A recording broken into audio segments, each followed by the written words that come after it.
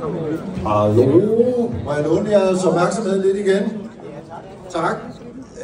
Jeg vil meget kort bare lige introducere, at vi har nogle taler, der kommer her. Om lidt så kommer Flemming Jensen, DSB's administrerende direktør, og efter ham kommer Carsten, Næstveds borgmester, holder tale.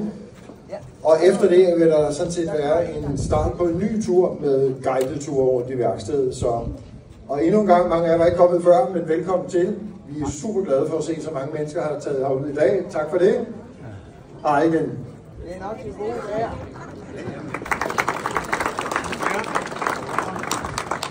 Tak for det, Finn. Og jeg havde som sagt Flemming Jensen. Jeg har den store fornøjelse af at være administrerende direktør i DSB. Og jeg vil rigtig gerne byde jer alle sammen rigtig hjertelig velkommen til det her, der er sådan en rigtig stor festdag for os i DSB, med muligheden for at vise så mange mennesker det, som vi faktisk er super stolte over det her værksted. Både måden det er bygget på, også det, når man er sådan en som mig, at det er leveret til tiden og til pengene. Jeg tror, mange har mange forestillinger om offentlige byggeprojekter. De kan hverken overholde tidsplaner eller kvalitet, og der må jeg bare sige, det har vi gjort her på forbilledlig vis. Værkstedet her ligger jo ved siden af hovedsporet, som fortsætter ned mod Falster. Det bliver også her vores internationale tog, der skal køre til Tyskland. De kommer til at passere forbi. Værkstedet har en meget central placering i vores trafik, og er et udtryk for de kæmpe investeringer, vi i DSB er i gang med i de her år. Vi bygger værksteder, vi indkøber nyt elektrisk togmateriale, vi bidrager voldsomt både til mobiliteten, vi kommer til at skabe væsentligt mere kapacitet, plads til flere kunder. Vi gør det med tog, som er elektriske, bæredygtige, og også når vi bygger vores værksteder, så har det været et enormt vigtigt fokuspunkt for os at bygge noget, som kan stå for eftertiden. DSB har en lang, stolt historie med at bygge flotte bygninger. Vi ser dem alle sammen rundt omkring i landet, om det er stationer, og vi har også nogle flotte værksteder.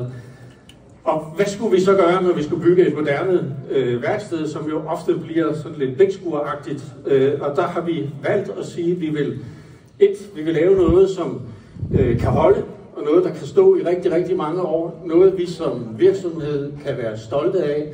Jeg vil super gerne have det som en del af det, når jeg engang stopper i DSB og kunne sige, at jeg har været med til at aflevere et utroligt velbygget, moderne, bæredygtigt værksted her i Næstved. Vi bygger i DSB i alt 4 værksteder til vores nye materiel. Vi bygger et i København, vi bygger et stort i Aarhus, vi skal bygge i Frederikssund, og så værkstedet her i Mogenstrup, som nu er overleveret til DSB fra vores bygherrer, og som vi begynder indretningen af, planlægningen af, hvordan skal den daglige drift fungere.